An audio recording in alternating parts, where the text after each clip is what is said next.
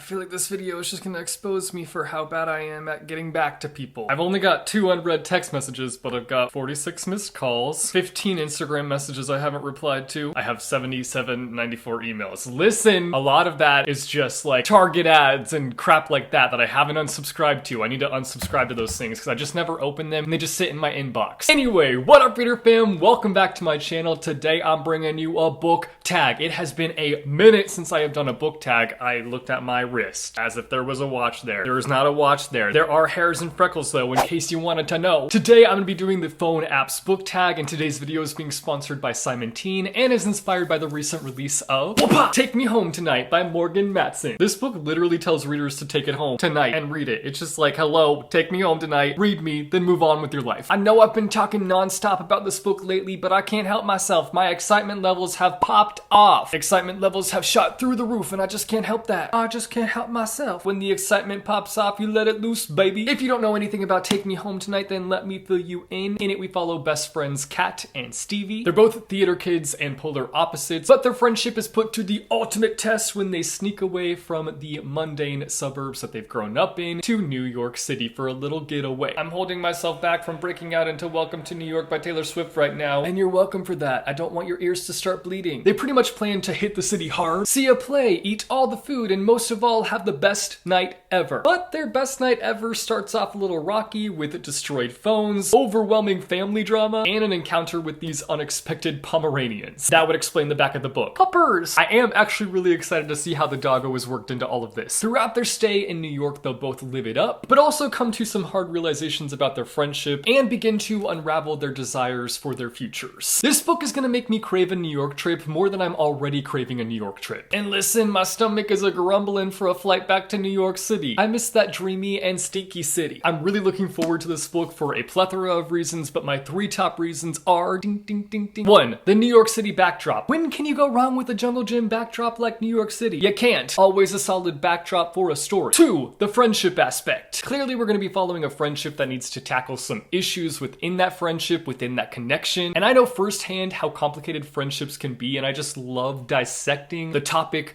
of friendship because there's so much to it, and I just can't wait to see it be broke down in this book. And finally, number 3, maybe potentially the most important aspect of this book that I'm looking forward to is puppers. You can't go wrong when a puppers is involved. You know I'm right about that. Even if Pomeranians aren't my favorite, they're still cute. They just scare me a little bit. Inspired by this book, Take Me Home Tonight, which is in stores now, I'm going to be doing a new and freshity fresh book tag called the Phone Apps Book Tag. I've got quite a few questions here that correlate to books with phone apps. Let's not waste any time. Let's app it up. Contacts. Scroll to a random contact on your phone and recommend that person a book. This shouldn't take long because I only know like 10 people. Got lots of options here. Scrolling, scrolling, scrolling. Stop. Ooh, I literally scrolled to Kat from Catty-tastic. I actually still have a coffee emoji right next to her name. If you know, you know, but if you don't know, girl drinks coffee like it's her job. I'm actually going to recommend her a book that I just finished reading, and it's one that, like, as I was reading it, I was thinking of her. I was like, ooh, I feel like Kat would really like this book, and that is Winter's Orbit. Now, the reason that I'm going to be recommending this to Kat is because the relationship in here, the relationship at the forefront, reminds me so much of Simon and Baz. Mind you, they don't have as much banter, that back and forth banter. Listen though, it's hard to compete with Carry On banter. If you know anything about Kat, you know that her life was completely altered the day that she read Carry On for the first time. I was there to witness the obsession grow as she flipped each page and grew deeper and deeper into that story. This one is similar in that it features a gay relationship. It also has a bit of a hate to love situation, and they go on a wild adventure. It's a sci-fi and it's a bit heavy on the politics, but I really enjoyed it. And Kat, if you're watching this, I highly recommend it. If you're not watching this, you're canceled. You're not my friend anymore. Blocked. Just kidding. I love you, boo. Maybe not as much as you love coffee, but I still love you. Camera app. Share the last photo of a book that you saved to your phone. Ooh, interesting. I wonder what the last picture is I took of a book on here. Let's see. Okay, here we go. It's a little shot of an illustration of a butterfly from The Alchemist, a book that I'm currently reading. One of my best friends has a butterfly tattoo, so I snapped a picture of this because it reminded me of them. I'm still reading The Alchemist, but I love that book. I did a sneak peek on the Goodreads page before reading that book, and I was like, okay, so the reviews are just all over the place. I see how it is. I'm in one place though, and that is the love place.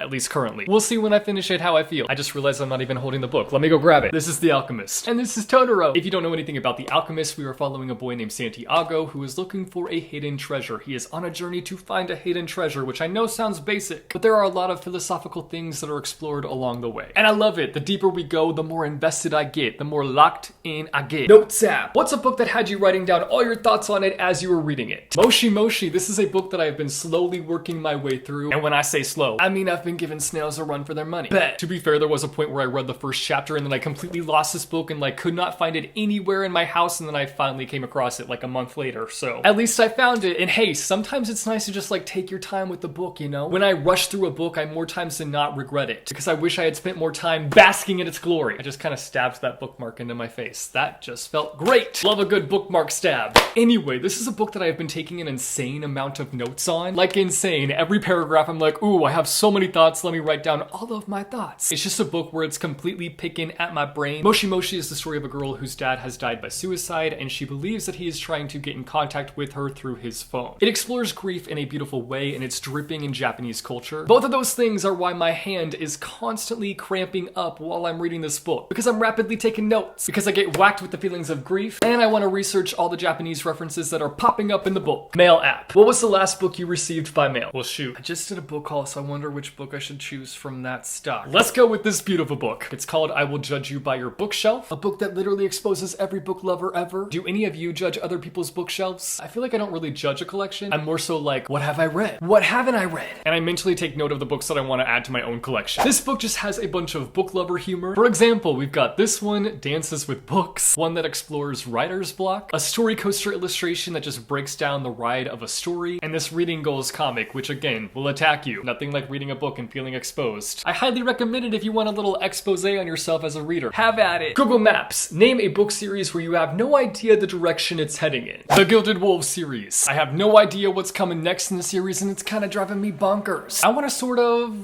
how do I say it without spoiling it? I want a union to occur. I want a comeback. I want everyone to get lined up and live happily ever after. Will that happen? That's in the hands of the author. And the author I trust not to crush my heart, even though she kind of already crushed it in book 1. I just need the next book now though because of what book 2 did. It did a thing that I can't talk about, but a thing that made me feel a certain way and had me needing my greasy fingers on the next book, and I gotta wait till September. That's too far away. Dear God, please be with my patience. Please do not let it combust. Please hold it all together. Wait it out till September. I can do it. I keep wanting to sing Wake Me Up When September Ends, but really wake me up when September begins. The weather app. Name a book that feels like sunshine to you. Easy. You Should See Me in a Crown. This book radiates sunshine. I look at this book and it fills me up with sunshine. That would actually be painful to be filled up with sunshine. I would simply pass away. This book is about a girl who is dying to get out of her small town, and when she finds out that winning prom queen equals a scholarship, she's like, maybe I should run for prom queen. And that she does. The style it's written in is just injected with happiness. The characters don't even knock on your heart to be let in, they let themselves in, and the plot is just a playground of fun. It's a literal sunshine book, and it doesn't burn. You won't get a sunburn reading this. I promise. Unless you read it in the sun. Then I can't make any promises. Google Translate. Name a book that was originally published in a different language. I'm gonna talk about one that's pretty basic, but it's one that I haven't talked about in a long time, and that is Kafka on the Shore. This was originally written in Japanese. You've probably heard of this author. He's kind of a big deal. He's kind of famous or something. I've read it a few times now, and each time it is a new experience, and I love that about it. I love that it has many pockets to explore. It's a book that's got many corners that can't always be seen with the first read, and I sort of love books like that where you see something new with each read. I mean, I feel like a lot of books are that way really, but you're really getting your money's worth with a book like that. In Kafka on the Shore, we follow two different perspectives. Kafka, a teenage boy who has run away from home, and Nakata, who is on the search for something, and also he can talk to cats. It's very interesting, let me tell you. It's a book that's grounded in mystery, but its layers are revealed, obviously, the more that you read it. I'm always hesitant in recommending this book because it's not really a favorite book. Like, I love it, and I really enjoyed my time reading it, but I'm never really quick to be like, read Kafka on the Shore. But it's very weird and a very unique read, and if that's something that you're looking for, check it out. Uber. Name a book or series where the storyline really took you on a ride. The Ash Princess Trilogy. This one might have felt like a ride because I read it in a 24-hour time span, and I feel like any book that you read in a 24-hour time span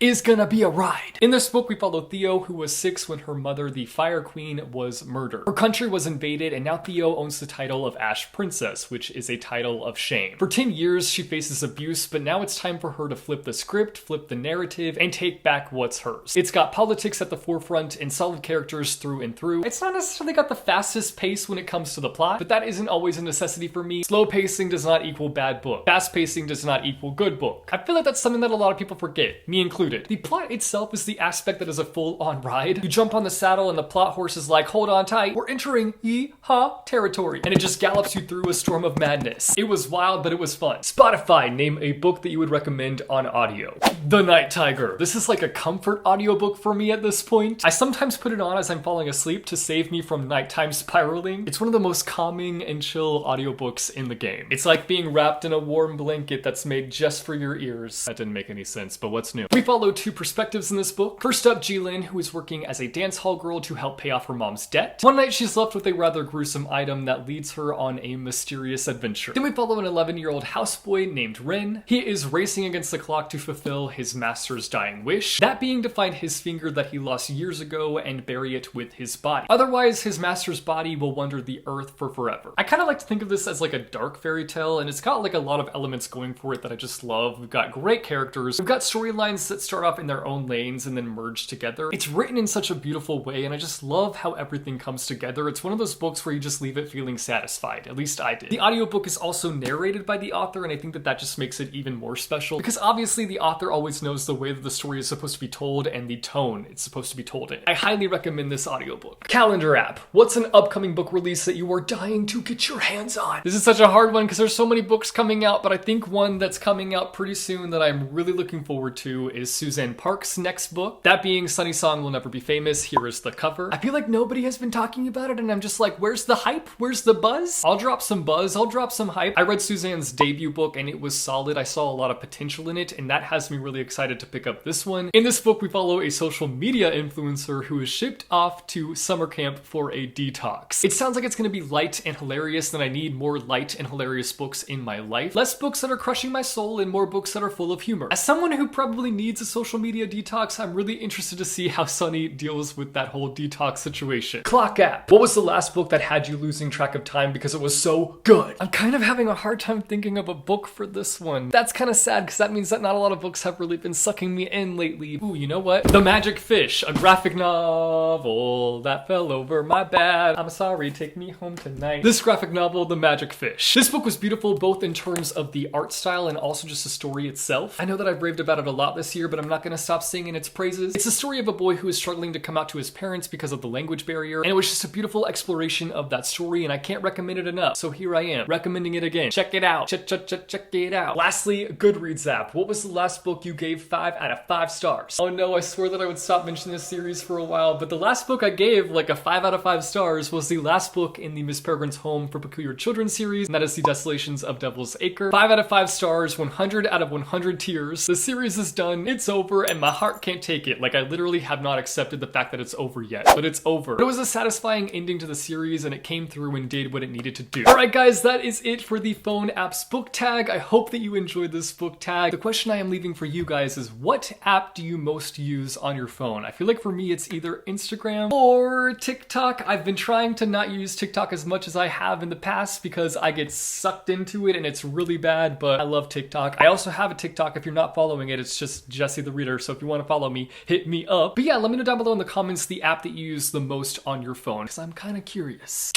Again, thank you to Simon Teen for sponsoring this video. Take Me Home Tonight by Morgan Matson is in stores now. If you like this video, be sure to go and hit that like button. If you want to see more bookish content from me, be sure to go and hit subscribe or go and hit that bell icon and you'll be notified every time I post new videos. As always, thank you guys so much for watching. I hope your day is bright, that tomorrow is brighter. Keep reading what your heart desires, and I will see you soon with a new video. Bye-yo! And I want to research. It's literal sunshine. It's sunshine, not sunshine. Brain. Click, click, click.